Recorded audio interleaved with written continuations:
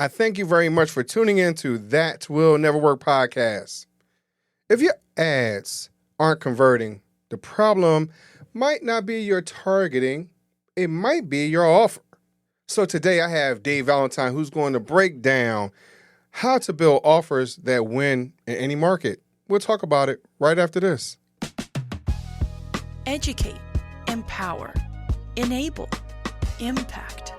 Thank you for tuning in to That Will Never Work, an award-winning podcast where we share inspiring information and personal experiences related to business and the entrepreneurial journey from those who are leaders in their respective field. Now, here's your host, author and business coach, Maurice. All right. So we're going to get all the way into this. As you well know, you'll be able to find all of Dave's information in the show notes, his bio, his social media, LinkedIn, all that type of stuff. So we'll talk about that a little bit later. But, Dave, if someone tells you that their ads aren't working, how do you help them look beyond the copy and start fixing the offer? If they even recognize that's their problem. Yeah, it's interesting. Offers, no matter where you're at, whether it's a restaurant, a concert venue, it's an e-commerce shop, you're doing B2B lead gen, it doesn't matter. The offer is the tip of the spear. And a lot of times what people think is they need to work on the platform, they need to work on the creative, they need to work on how much they're spending, all those things can and do play a role. But the thing that I look at first is that offer. And the reason why I bring that up, I've grown, this is my 11th business now that I'm working in. I've sold 9 of the previous ones. And, what we've seen, and it's funny because my COO is actually in town. We've been working together through the weekend. Nice. And, this week. And she and I have worked at other companies before. And one of the things that we were talking about with our internal company right now that we're operating was that at a previous B2B firm, we went from 12 clients to 200 clients over the course of 12 months, just because we had a great offer that made it frictionless for people to try us out before they actually put any money forward. And so what that did was it made us a top 0.1% agency in that space in the world. And we did that over the course of 12 months because we were offer driven. So when I think about an offer, I often think about what are the reasons why people would say no. Why would they say, no, I'm not even going to talk to them? Why? No, I'm not even going to click on the link. No, I just don't believe that that's going to work. Whatever that is, whatever those reasons are, that's really the friction. And so what I do is I make it so that those things are removed. Now it's kind of silly if they don't click on the link and buy, right? Now it's kind of silly if they don't book a meeting. And so that's really my goal and my aim every time that I'm working with clients is I'm like, look, let's create offers that are so compelling that people just go, how can you do that and stay in business? How are you even functioning at that level? And there's ways that you can go about it that make sense. So it's really starting to look at what your customer journey is like, understanding where the friction points are in the sale process, and then eliminating those. So I have an offer. I have a product or a service that I just love. I've dreamt about this all my childhood or whatever it might be. So I think it's just something that is great. So I think that once you build it, mentality, they'll come. So how do I start to pivot from that, mindset? Because this is what I have a passion for. So I just think that because it sounds great, that's the best offer I can, because I don't understand any other friction. I love it. You should love it too. So how do we start to pivot from that mindset? Yeah, so I think that it depends. Yeah, it's a great question, by the way, and so many people come to me with that same idea. I had a sales conversation with an owner founder a few weeks ago, and they were like, man, we made this awesome product. It's not like all these other knockoffs. We put a lot of time, energy, and resources into it. We made it with this carbon fiber and it's better than the other stuff that's on the market that's made in other countries and it's just plastic, you know. And I was like, that's cool. And they're like, Mm-hmm. we just don't know why it won't sell. Mm. And one of the things that I talked about with them, Maurice, is you have to really think about what is it that your customer wants, Mm-hmm. not what you think is cool. Right? And so for me, I'll give you real world examples because I think that those are the most impactful, at least in my experience. So the Mm-hmm. one that I was talking about for a previous agency, what we did was we were a lead gen agency. Mm-hmm. So we worked with B2B companies booking B2B meetings. Our lowest package was $3,900 a month. Our Mm. biggest package that we ever sold was $100,000 a month, right? But we had 200 clients paying us $3,900 or more Mm-hmm. every month in 12 months. It's crazy fast. Mm-hmm.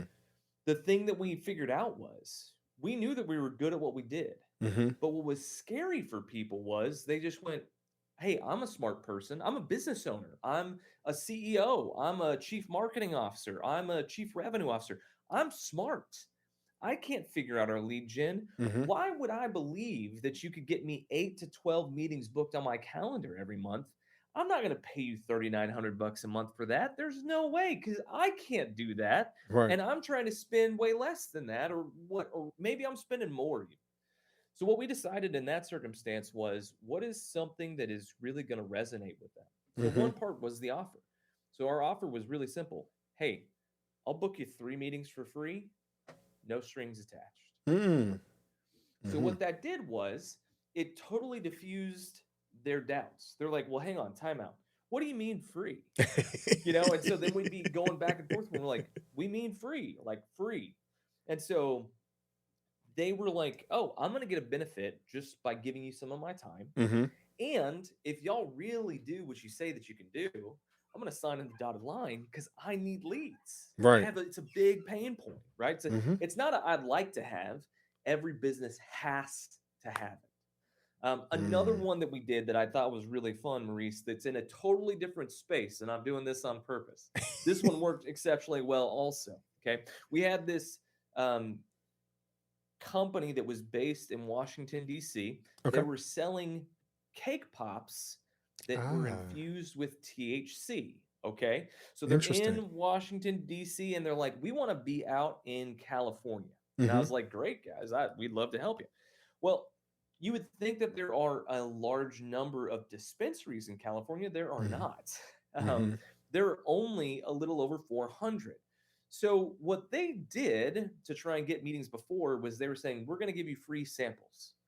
And Mm-hmm. I asked them to step back. And I said, now hang on. We need to think about this. We are trying to reach owners of these dispensaries. We're trying to reach product managers, general managers, right? Mm-hmm. And they go, yeah. And I said, they don't care about free samples. I was like, all the frontline staff, they love those after the account is signed. But you need to do something that those other 3 people, what did they care about? And they were very honest. They said, we don't know. Mm-hmm. Okay. And so I said, well, I'll tell you exactly what they care about. Product manager wants to move product. Mm-hmm. They want to have a good margin on it. They want to be able to move it. The Mm-hmm. general manager wants foot traffic because the more foot traffic that they get to the store, the more sales that they do, the bigger their bonus is at the end of the year. Right. The owner cares about foot traffic, profitability, product shelf life. They care about a multitude of other things. Mm-hmm. So as we thought through it, they said, well, we want to keep trying our own thing. We want to keep trying the free samples. And I said, that's fine. Mm-hmm. Whenever you don't book any meetings with us, because they decided to pay us up front. Mm-hmm. Whenever you don't book any meetings with us and you're like, this isn't working, you're going to come back to me and we're going to do a real offer. So we tried their offer for 2 months. They booked 3 meetings in 2 months, which was not good in comparison to our other clients. Mm-hmm. And they finally said, okay, Dave, what offer should we do? So I came up with 2. We ran them both side by side. One offer was they could do a co-branded billboard because you can't do digital advertising for THC, but you can do traditional Mm-hmm. out of home for THC. The other thing, the second thing was, what if we sent a chef to a store location and they decorated cake pops that didn't have THC They were just normal cake pops without the THC in them. Mm-hmm. They could sell them there too, like through the store. And it's an event because, Mm-hmm. one of the things that's weird about dispensaries, at least in my experience, Mm-hmm. they're one of two ways. They're either kind of in a back alley and you feel like, oh man, this is a little bit shady, Right. or they are like this Swedish sanitarium that's all white and clean lines, and it feels like some mix of an Apple store and a hospital, and this is weird, And so it's different than going to a brewery or a winery where there's Mm-hmm. lots of life and you can bring your kids. It's a different experience. So we started running these two offers. In the first month, with those two offers running, they booked 16 meetings. In the second month, they booked 25. In month 3, they booked 34 meetings. In month 4, they booked 36. There's only 400 dispensaries in the entire state. They said, hey, Dave, this is so good. Mm-hmm. It's going better than our wildest dreams. We need to pump the brakes because Mm-hmm. we can't make enough product. Right. I call those champagne problems, right? Those are the Right. ones you want to have. So, that's another kind of moment there where we saw that work. I'll give you one last one, Maurice, because I think this is relevant to the e-commerce brands. Mm-hmm. In my first agency that I owned, we were a Facebook and Instagram ad agency, and we had huge clients like Fortune 500 brands. Target was one of our clients for that agency. And one of the things that we found is we ran metadata, and we would run these polls on all these different sites for clients. We kept getting the same information back consistently, which was we would have a little pop-up that came up at the bottom of a screen when somebody would go to close out their window. And the survey would say, 3 questions, then it'd have another. So like, did you not make a purchase because you thought the product was too expensive? Did you not make a product because you didn't trust the, efficacy of the product? Did you not do something else? And then the last one was other. And we shifted those questions around just to see what we would get, right? So the pre-populated questions would be different. What we found across the board was 48% of the time, and this was true within about a 4% window, for every client that we had, people didn't purchase because they had to pay for shipping. And so we went back to clients and just said, hey, listen, what if you just start to offer free shipping for everything over more than one item of your average one item? If they bought a second one, they would automatically get free shipping. So we're going to increase our average order value. They're going to get free shipping. So they feel like they're winning. We feel like we're winning because we're taking our average order value from 1.2 products to 1.8 products, maybe even higher. And when we had clients that started to offer free shipping, all of a sudden, on the low side, their sales would increase by 12%. On the highest side, we had an increase of 46%. Wow. Just because they changed the free shipping. So it's always about looking at what is your customer looking for? What's their pain point? How can we help them solve it? And as I'm listening to you, first of all, Dave, thank you for all those examples. I mean, you said a mouthful on every single one. Like, if you're listening and you're not paying attention, and you're not hearing certain things, let me break some of this part down to you. Because for those of us that are listening to this audience, they are getting into entrepreneurship, right? And so, unfortunately, like you're referring to, and I say unfortunately because sometimes we don't think this way, you're talking B2B, business to business mentality. A lot of times when we're looking at these situations, we're looking at B2C. We're only looking at the consumer. We're not looking at the bigger, broader picture. We're not looking at the mass market appeal across the board, whatever that might be, right? So how do we start to shift that mentality? Because that's something else that kind of holds us back in our offer and understanding how do we move forward. Yeah, so when we think about those individual people instead of businesses, when we're thinking about what are they looking for, I love getting feedback, right? So let's use it for instance of a B2C situation. If I go into a restaurant, right, that's a B2C situation. By the way, there are offers to get people into restaurants. I've created some. I'll talk about those here in a second because I think it's fun. One of the things that I'm always thinking about is, so there are some good numbers out there for the following. Mm-hmm. It is really challenging to get someone to try out a new restaurant. It's Mm-hmm. surprisingly hard. But the thing that's really interesting is that once you get them in, it's really easy to mess up that situation so that they never come back again. Mm-hmm. So there's an interesting statistic here that if you don't provide an A experience when they come in, which means food comes out quickly, it's well done, it's like not suspect in any way. Right. They feel like they got the appropriate amount of attention, their check was right. There's a 90% chance, if you get that right, that they will come back the next time. Mm-hmm. Okay? Mm-hmm. But if you don't get it right, if you hit that 10%, what will happen is it guarantees that they won't come back. Mm-hmm. And so, because they're only going to give you one try. Right. That's what most people do, right? So the idea to get people in is like, okay, how do we get them in? And then how do we make that experience great? So here's what we did with the brew pub. So selling beer, selling pizza. They're new in an area in the Dallas-Fort Worth Metroplex. They're kind of on this far out suburb, but they're there. And they're like, hey, we're having a hard time getting people in. We don't know how to do this. We're struggling. So 2 moves that we did that made it really work. Move number 1, we said, hey, listen, we're going to put every door direct mail in these sections that are right around the brew pub. And in Texas, you can't do discounts on alcohol, but you can do discounts on food.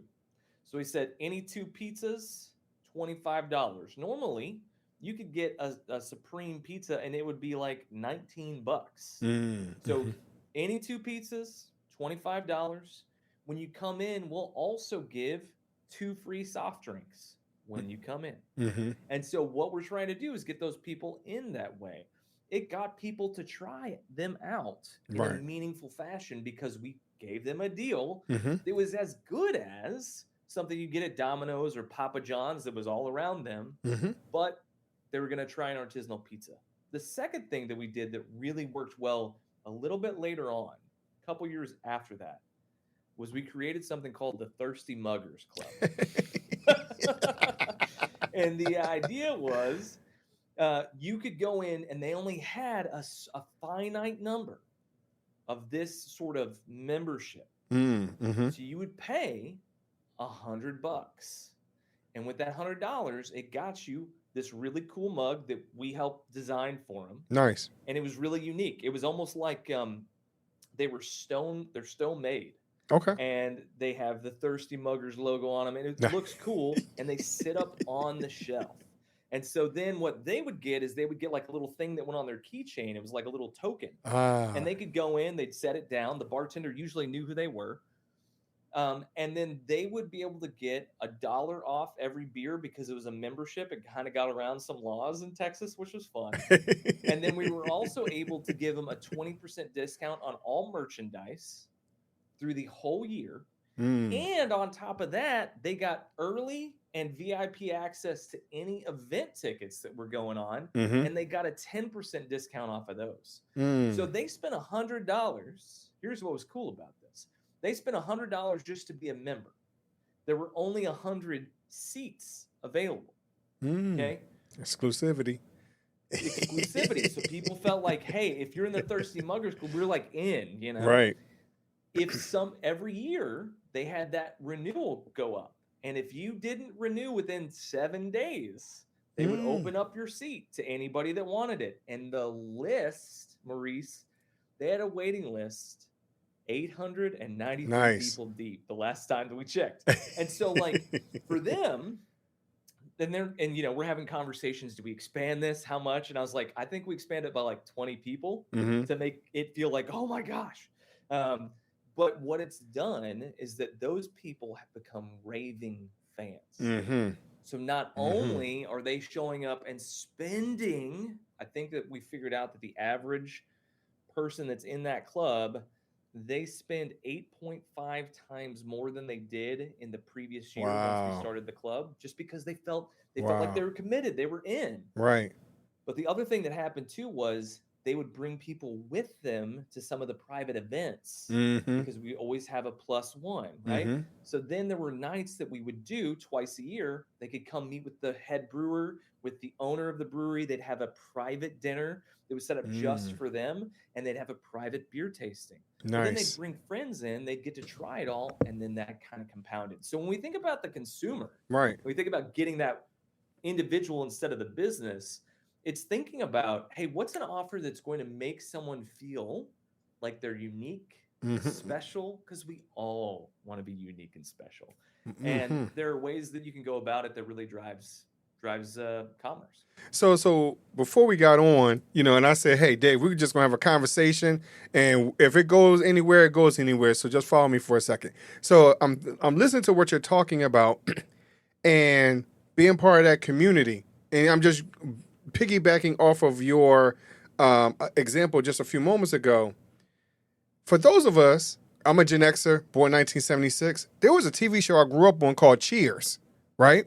Everybody knows your name mentality, right? And so that type of environment that we want to make sure that we create, no matter if we are doing B2C or B2B, we want to make sure everybody feels included and they are important. And I think that's something that what you're talking about and what you're expressing to all of us today, to ensure that everyone feels important no matter what level you're on. And that's something that we don't understand. Because a lot of times we say, hey, B2C is different from B2B, different mentality and mindset. No, just be yourself. Just be a great communicator. That's all.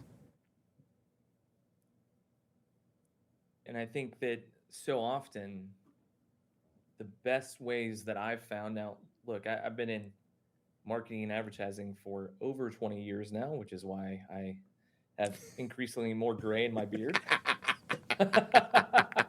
But I think it's one of those things where I always think, for me, I always go, what would be cool and interesting if I were the people in the community that I'm serving? Mm-hmm. What would make me say, I want to go hang out at that coffee shop? Right. I want to go be a part of that bar. I want to go be at that restaurant on a regular basis. What are the things, the little details that whenever I step into a space, I go, whoa, this is cool.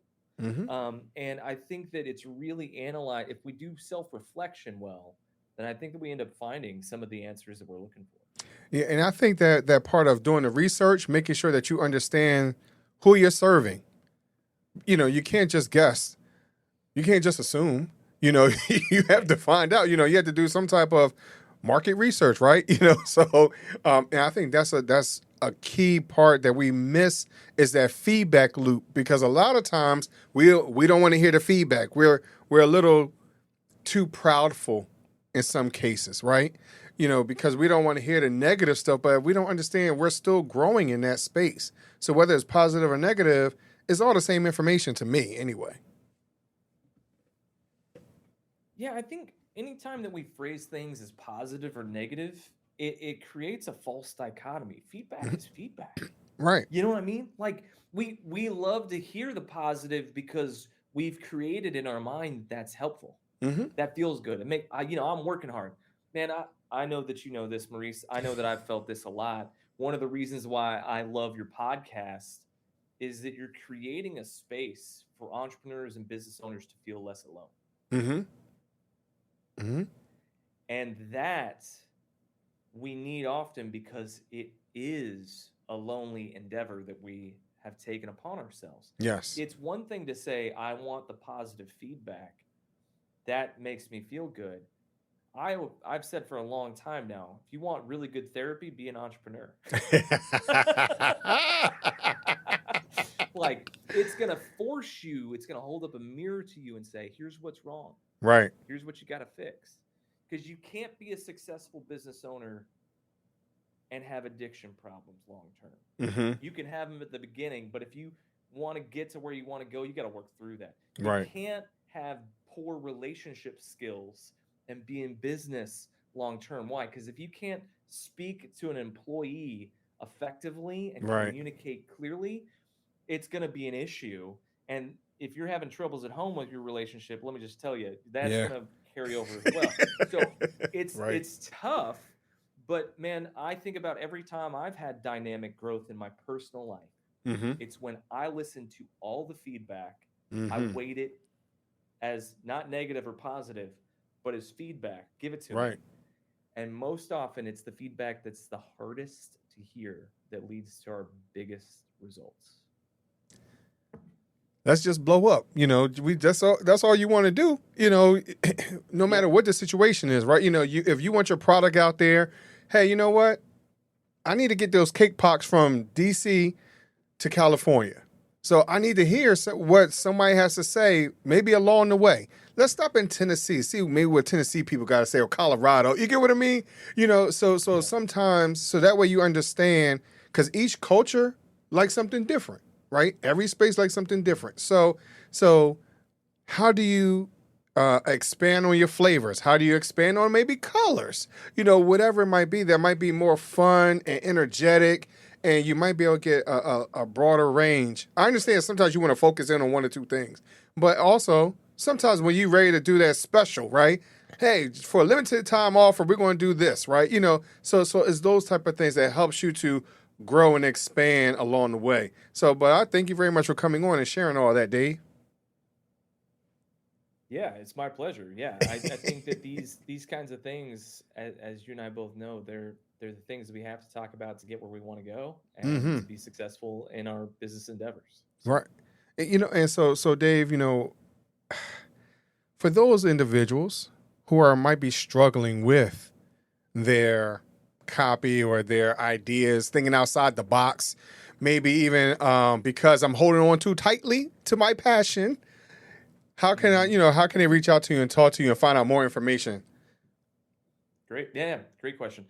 Yeah, you can find me on social media at RealDVal on Twitter, LinkedIn, or Twitter, Instagram, and TikTok. And then you can also find me on LinkedIn. Dave Valentine is what you can search. You can also find me. We have a podcast network where we release 3 episodes a week. It's called Vox and Coin, and we talk to business owners, entrepreneurs, marketing executives at large corporations. We just had Kettle and Fire on recently, and Mars Candy, and so you kind of get some insights there. And yeah, love to connect with anyone wherever they are most comfortable finding. Cool. So, of course, y'all, all the information will be in the show notes. And if you're walking, running, jogging, swimming, whatever it might be, his information will be there. But, Dave, I got to ask you one last question before I let you go.